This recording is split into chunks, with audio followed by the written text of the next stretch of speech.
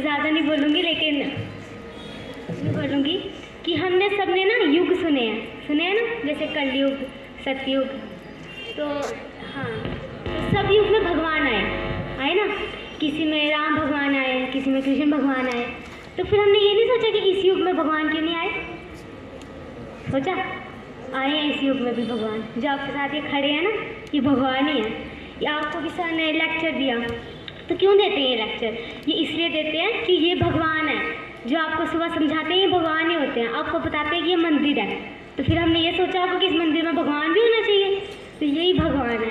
अब घर जाते हैं, अब जब हमें सिखाते हैं कि मंदिर जाना है, मस्जिद जाना है, ये सिखाते हैं ना हमें। तो जब बच्चा छोटा होता है, फिर जब वो पैदा होता है, जब वो थोड़ा बड़ा होता है, तो वो माँ सीखता है। अब उसे ये क्यों नहीं सीखा उसने कि कृष्ण बोलना है, राम बोलना है, ये तो हम सिखाते हैं ना उसे। लेकिन उसे सबसे पहले माँ सीखा, पापा सीखा।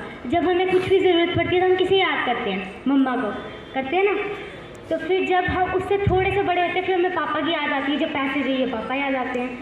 इंसान सबसे ज़्यादा अमीर वो होता है जिसके पास रहने के लिए घर हो, जिसके पास इतने अच्छे टीचर्स हों जो आपको ज्ञान दें, और जिसके पास माँ पापा हो, बस। और उससे ज़्यादा अमीर कोई भी नहीं हो सकता। और जिसके पास ज्ञान हो, सबसे अमीर वो इंसान होता है जिसके पास ज्ञान हो। हम सब मंदिर जाते हैं, यहाँ से इस्कॉन में जाती है ना लड़कियाँ, सब जाती हैं, वहाँ से अच्छा टिक्का लगा के आती हैं। लेकिन कभी सोचा कि उनका मन साफ है?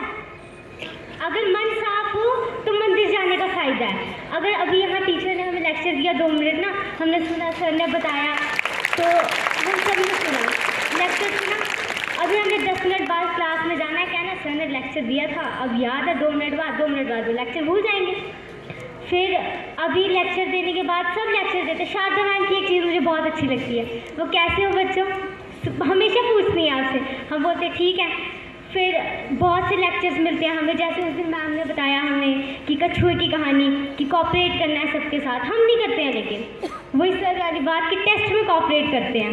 मैं भी झूठ नहीं बोलूँगी, मैंने भी बहुत बच्चों को टेस्ट कराया है, ऐसा नहीं है कि नहीं कराया। सबसे ज़्यादा कम मार्क्स मेरे भी इसलिए आए थे 10th में, मैंने बच्चों को कराने के चक्कर में अपना पेपर छोड़ दिया। तो घर पे जाकर मम्मा ने समझाया तो समझ नहीं आई।